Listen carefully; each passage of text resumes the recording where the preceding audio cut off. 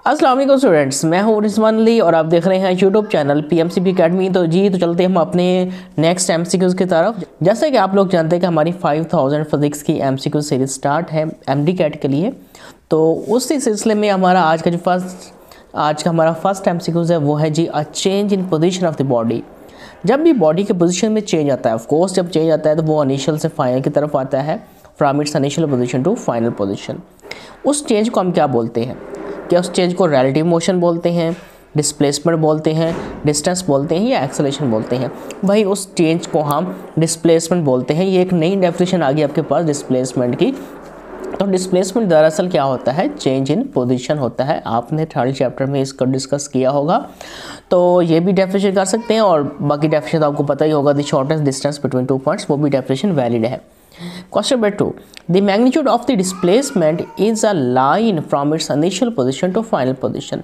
जब भी पोजीशन में चेंज आता है, लेट्स सपोज ये देखिए कोई पार्टिकल है, ये उसकी पोजीशन ये है, ये उसकी पोजीशन ये है।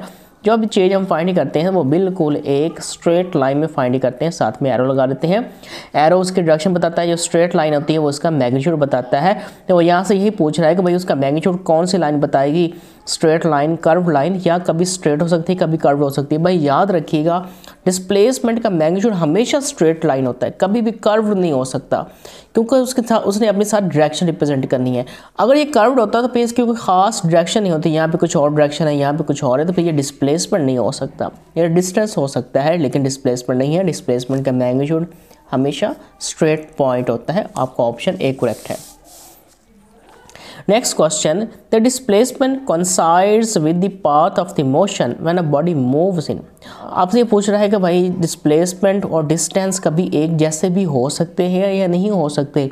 अगर हो सकते हैं तो बताएं किस पोजीशन में होंगे? जब बॉडी कर्व लाइन में मूव करेगी, जब बॉडी स्ट्रेट लाइन में मूव करेगी, या दोनों में ही पॉसिबल है? तो सबसे पहले हम कर्व लाइन बना लेते हैं। देखिए ये आपके पास कर्व लाइन है, कर्व लाइन, ये आपके पास डिस्टेंस है।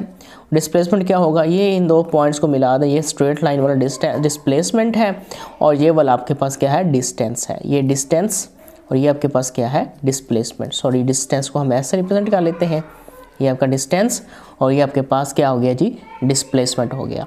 अब यहाँ पे देखिए दोनों सेम तो नहीं हुए। हाँ, अगर बॉडी बिल्कुल स्ट्रेट लाइन में जाए, बिल्कुल स्ट्रेट लाइन में, भाई यही आपका डिस्टेंस होगा, यही आपका डिस्प्लेसमेंट होगा। तो आपका ऑप्शन कौन सा करेक्ट होगा? बी। जब बॉडी स्ट्रेट लाइन मूव करती है तो डिस्टेंस और डिस्प्लेसमेंट आपस में कोइंसाइड्स कर जाते हैं। क्वेश्चन नंबर 4 में आपसे ये पूछता है direction of velocity is along the direction. बताएं वेलोसिटी की डायरेक्शन किसके अलोंग होती है? डिस्टेंस के, डिस्प्लेसमेंट के, एक्सेलरेशन के, या ऑल ऑफ देम? भाई डिस्प्लेसमेंट के। जो डायरेक्शन डिस्प्लेसमेंट की होगी वही डायरेक्शन वेलोसिटी की होगी। तो फिर पूछता है वेलोसिटी था, भाई ऊपर वाले क्वेश्चन का आंसर मौजूद है। भाई जब डायरेक्शन है वेलोसिटी की तो फिर वेलोसिटी आपके पास कौन सी क्वांटिटी है? वेक्टर क्वांटिटी है। बी ऑप्शन है। Next question, dimension of velocity. Velocity के डायमेंशंस क्या है? भाई अब आपने रट्टा नहीं लगाने, स्टूडेंट्स रट्टा लगाते हैं वो भूल जाते हैं। सिंपल आपने फार्मूला याद रखना है। वेलोसिटी का फार्मूला क्या है आपके पास? वेलोसिटी का फार्मूला याद रख लें, क्या यूनिट्स याद रख लें? चले यूनिट्स से हम कर लेते हैं। फार्मूला एक ही बात है, यूनिट्स का फार्मूला मीटर पर सेकंड। फार्मूले से यूनिट्स निकालेंगे, यूनिट्स फिर आगे डायमेंशंस।